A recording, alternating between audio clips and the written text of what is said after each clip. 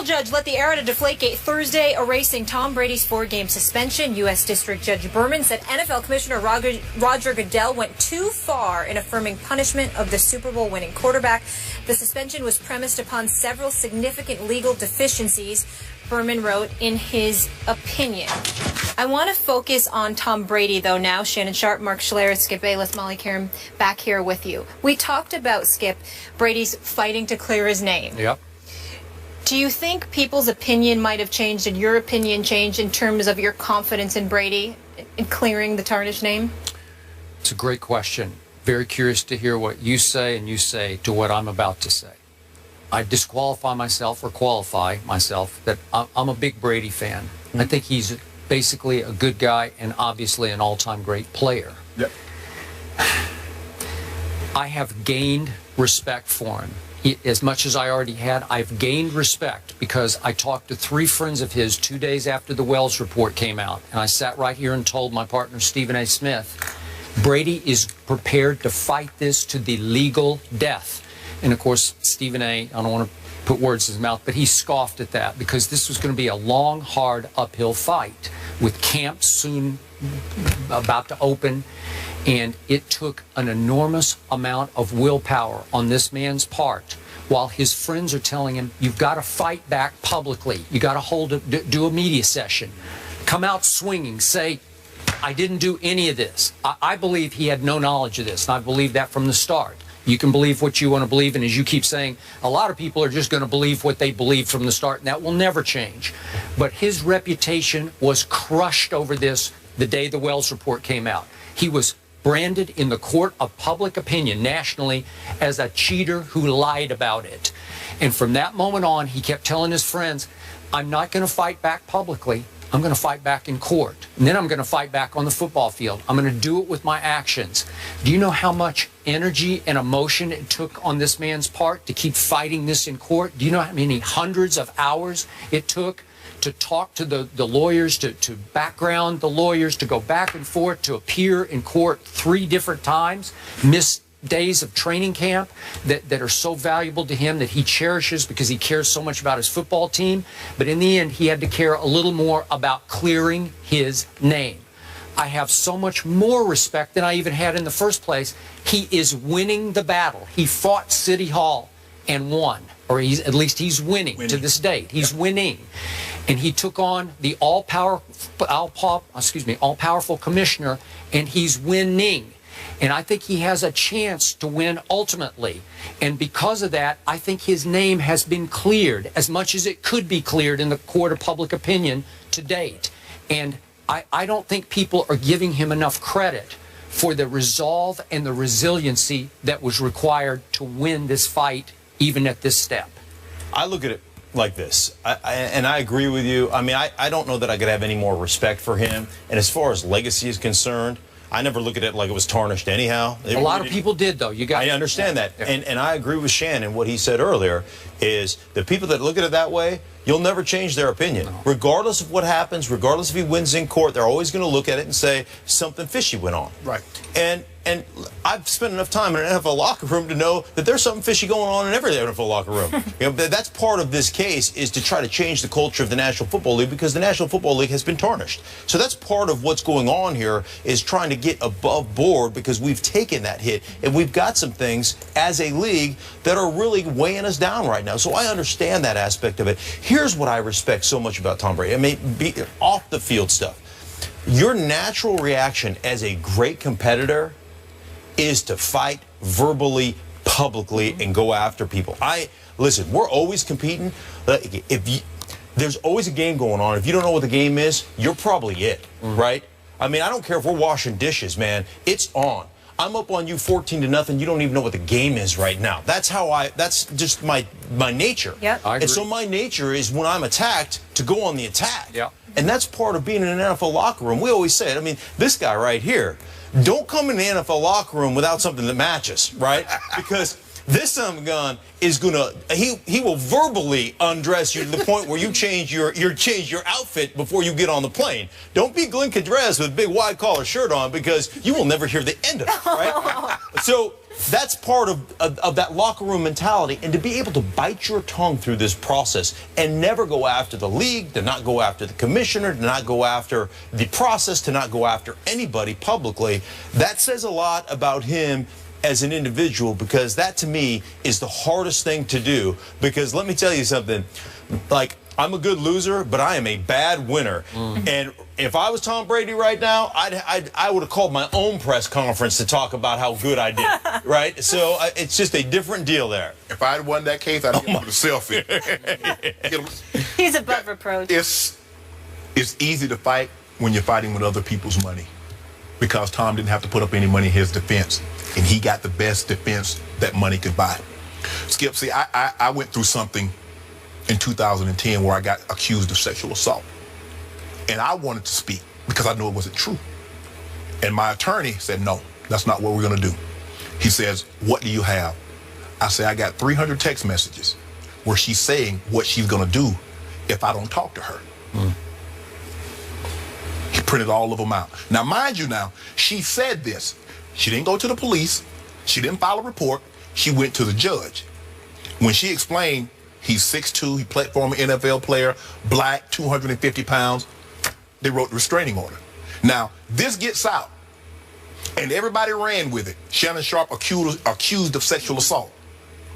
But when she dropped the charges, everybody said I paid her off. And that was furthest from the truth. Now, to this day, when people get upset at me if I say something good about the Broncos or something negative about the Patriots, they say, didn't you get for a sexual assault? See, you can't change perception in some people's mind. Yeah. Some people, no matter what happens, the female can come out and says, I made the whole story up because I was upset at him. And the first thing they're going to say, he paid her to say that.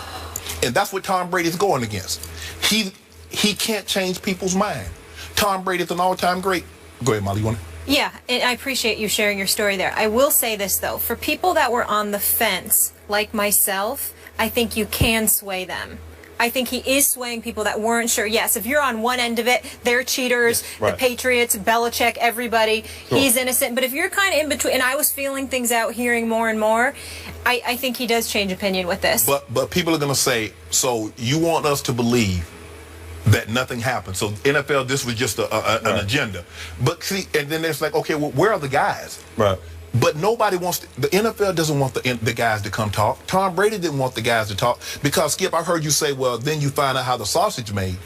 Forget the sausage. What about the deli meat and the nuggets? They might say something that blow everybody's minds away. So you know what? Let's just let them go away, and we're because think about it, Skip. Woodward and Bernstein found deep throat in Watergate, and we can't find two-level equipment guys living in Maine or Massachusetts. How is that possible? Okay. I didn't lose any respect for Tom Brady. I didn't gain any. I don't know if he can get any higher because being a low-round draft pick like I was, I know how the odds are stacked against you, and I know how you have to fight. And all that Tom Brady has accomplished, he feels he still has to fight. Okay. And that fight he took to the commissioner. The one point I take great exception to is you said he didn't have to pay a nickel for his defense. No. That did not matter to this guy. He's okay financially.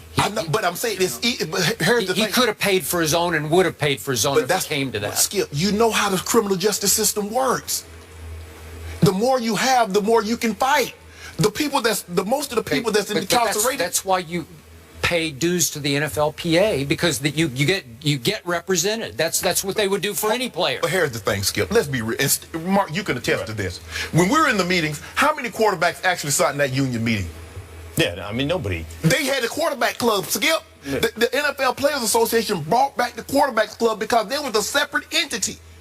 So all of a sudden, we want to make people think that Tom Brady's name was on when they filed this injunction to get to the league, and Peyton Manning. That was just okay, but Shannon, service. Time is money. And do you know how many hours it took to debrief lawyers and to go to court over this? And imagine how much it cost. Okay, but do you know how many players would have just finally just given up 2 months ago and said, okay, I'll do it. If they'll give me 2 games, I'll admit some guilt and let's go forward. Nobody was going to, if somebody's going to fight for me and I don't have to pay a nickel, just think that makes your job a lot easier. All you have to do is just go sit down. Look, guys, I didn't do anything. I don't have any knowledge. I don't know what the NFL is talking about. Yes, I know these guys, but I didn't tell them to take that PSI under 12.5. That's not what I did. Okay, so you're saying the NFLPA would not have represented any other player the way they're representing Tom Brady? I'm saying they did, but I'm saying you make it seem like he fought. Well, he just fought. He just Skip. He fought. He had no fought. Skip. Hey. What was his alternative to not fighting? And I think one thing in the whole fight is it's more than Tom Brady. He has put himself out there. It's not just about clearing his name or basically not getting besmirched by the National Football League from a legacy standpoint, but it really was for the whole league in general. Say, dude, you got to be the forefront. You are the face of this league. Yeah.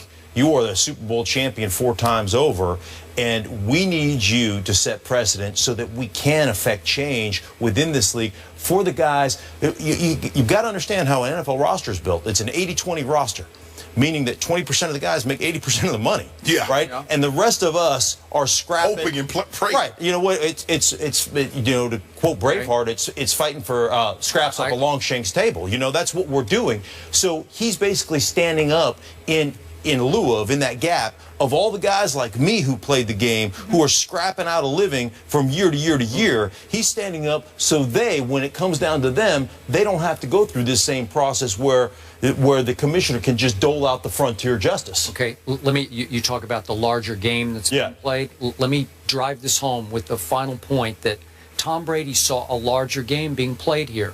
Remember, his head coach had no knowledge of this. He wouldn't defend him. He wouldn't say a word about him. His owner defended him to start with at the Super Bowl, then completely sold him out and took the punishment. Did he not? Yes. He took the fine. He took the draft choice loss, right? Then he reversed field later and said, oh, I shouldn't have trusted the NFL. But the damage had been done. Brady was fighting alone against a commissioner who dearly needed to do 2 things at once for the sake of the other owners. They all wanted to get New England for serial cheating over many Belichick years. That's fine. But Tom Brady was being framed for it in his mind. Right. And I believe that also, that he was going to be the fall guy, 38-year-old aging quarterback, superstar, but let's take him down. And what would it serve to do for Roger Goodell? It would rebuild his autonomy and his power in the wake of all the Ray Rice bad decisions that he made over sexual violence back into his past, all the way back to Bountygate. So Brady saw the larger game and he said, I'm not going to be the Pat here, so to speak, and Patriot. You know, I'm not going to be the fall guy. I'm not going to take this. I'm going to fight you. But Coach Belichick had to take that stance because he was doing with Spygate. And if he'd have been knowing this, he'd have been banned. Okay.